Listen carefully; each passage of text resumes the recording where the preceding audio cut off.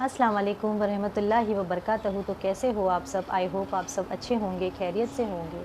मैं आज आपके साथ में जिन्नातों के बारे में बात करना चाहती हूँ कि जिन्नात कितनी किस्मों के होते हैं। ये होते हैं 3 किस्मों के। 3 किस्म के जिन्नात होते हैं। एक वो होते हैं जो अल्लाह ताला ने अपनी इबादत के लिए बनाया है, जो अल्लाह ही की इबादत करते हैं।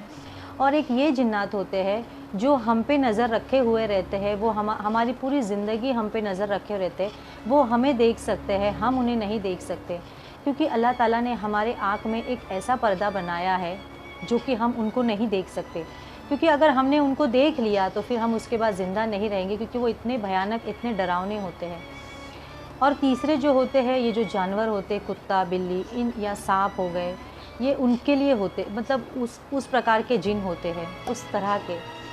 तो ये जो जिन्नात होते हैं वो हमें, अगर हम अच्छे से रहे तो हमको नज़र लगा देते, कभी कभी हमको नज़रबद होती है, ये इनकी ही होती है। ये हवाओं में मखलूक, ये जो मखलूक होती है वो हवाओं में घूमते हैं। हमें कोशिश करना चाहिए कि हमें जितना हो सके अपने आप की सेफ्टी करना चाहिए, क्योंकि इनका पावर इतना होता है कि ये हम पे कभी भी हावी हो सकते हैं।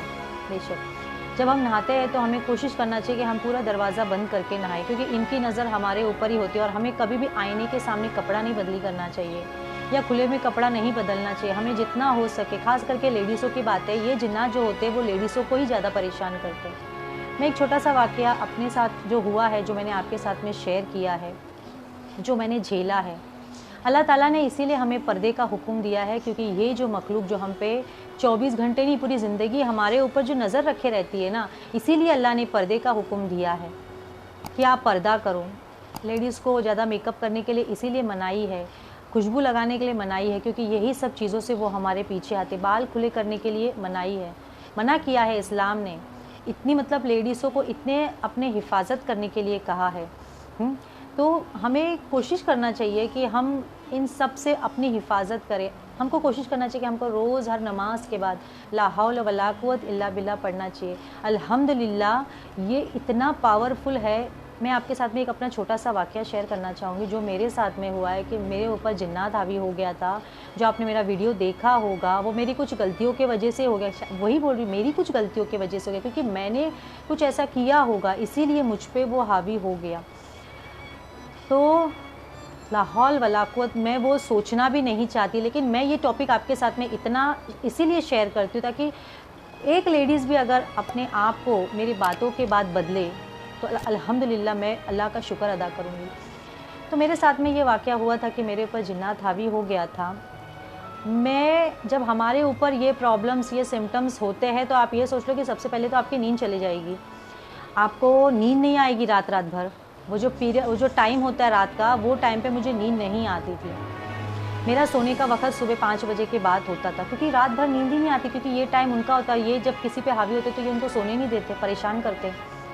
दूसरी बात, मुझे बहुत घबराहट होती थी, मुझे डर लगता था और दिमाग में सिर्फ़ डरावने ख़यालात आते थे। नहीं भी चाहूँ सोचना तो भी वो आते थे, ख्वाब आते थे। और जब सोऊँ तो गहरी नींद में भी रहूँ तो अपने आप आँख ऐसी खुल जाएगी और मैं पूरे घर में देखते रहूँगी। तो ये असराती सिम्पटम्स होते हैं। कभी-कभी आपको ऐसा होगा, आपके कान में ना कूँ करके आवाज़ आएगी, सीटी जैसी। आपको लगेगा मेरा कान बंद हो रहा है या कुछ हो रहा है, लेकिन नहीं, वो हमारे आस-पास है, तभी हमारे कान में कूँ करके आवाज़ आती है। होता होगा सबके साथ, मेरे साथ में भी ये हुआ था। जब मैं ख्वाब देखी थी ना एक बार, इतना डरावना ख्वाब, ला हौल वला कुव्वत, मैं आज भी वो सोचती हूँ तो मुझे अच्छा नहीं लगता, लेकिन मेरे अल्लाह का करम है, अल्हम्दुलिल्लाह मैं अब धीरे-धीरे ठीक हो चुकी हूँ अल्लाह के करम से। मैंने ख्वाब में ऐसा इंसान मतलब उसका चेहरा नहीं देखा मैंने। चेहरा देखा, अल्लाह ताला नहीं दिखाएँगे चेहरा, क्योंकि बात वही है कि अगर हम उन्हें देखेंगे तो हम नहीं जिएँगे। तो अल्लाह रब्बुल आलमीन है कि अल्लाह ने मुझे चेहरा नहीं दिखाया, पर अल्लाह ने जो मेरे को जो बशारत, जो ख्वाब हुआ, मैंने वो जो ख्वाब में देखा ना, वो इतना डरावना इंसान, ला हौल वला कुव्वत, मैं सोचना भी नहीं चाहती, लेकिन मैं फिर भी शेयर करूँ कि आप किसी लेडीज़ के साथ में ऐसा होता है तो इसे प्लीज़ इग्नोर मत करिए। तो बस मैंने ख्वाब में जो देखा, एक बहुत डरावना इंसान नहीं बोलेंगे उसे, जानवर जैसा मैंने देखा ख्वाब में। मैंने हथेली देखी, हथेली, इतना पोजीशन देखा मैंने। और बस उस दिन के बाद मैं एकदम घबराहट। तो फिर मेरा, आपने वो वीडियो देखा होगा, फिर मेरा इलाज चालू, मुकम्मल मेरा इलाज कर दिया। मेरे इलाज को कम से कम साल भर गया, मेरे इलाज को, मुझे पूरी तरीके से ठीक होने के लिए मुझे साल भर गया। तो ये बस मेरी ही कुछ ऐसी गलतियों की वजह से ऐसा हुआ होगा।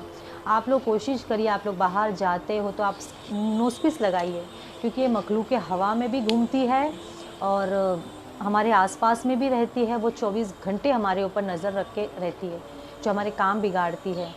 आईने के सामने तो कभी कपड़ा बंदी नहीं करनी चाहिए। और हाँ, आईने के सामने अपना चेहरा, अगर हम ज़्यादा खूबसूरत भी लगते हैं ना, हमको ऐसा लगता है कि आज मैं बहुत अच्छी लग रही हूँ, तो हमें ज़्यादा देर तक नहीं देखना चाहिए बहन, मेरा ये एक्सपीरियंस है।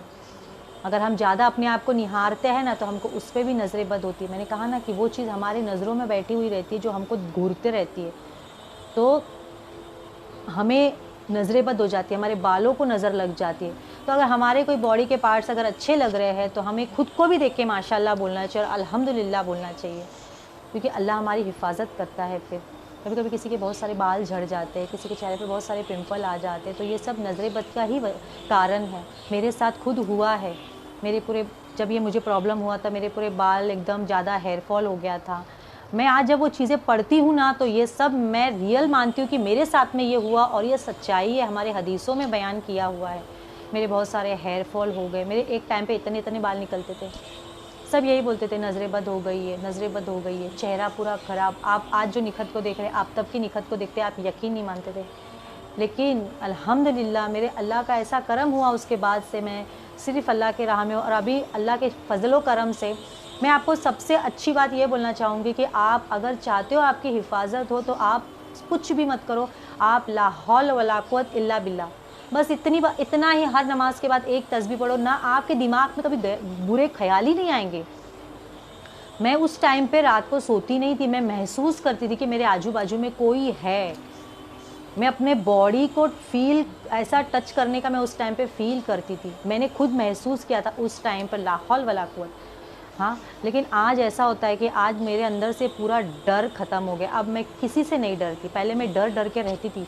मैं, आप यकीन करोगे, मैंने 2 महीना घर का लाइट नहीं बंद किया। 24 घंटे 2 महीने तक मेरे घर के लाइट चालू रहते। तो एक लाइट नहीं, 3-3 लाइट चालू रहती थी। किचन की तक मैं लाइट बंद नहीं करती। मैं इतना डरती थी उस टाइम पर, क्योंकि ये चीज़ हमको डराती है। हमको डरा डरा के हमको खौफ में डाल के ना, हमको एकदम ख़राब कर देते हैं। मेरे पास आज भी वो वीडियो है, लेकिन मैं वो वीडियो देखती नहीं हूँ, मैं वो वीडियो शेयर भी नहीं करना चाहती हूँ, बहुत पेनफुल रहता है। तो मैं आप लोगों से यही गुजारिश करना चाहती हूँ कि इनके इतने सारे प्रकार होते हैं, मतलब इतने सारे प्रकार के होते हैं ये।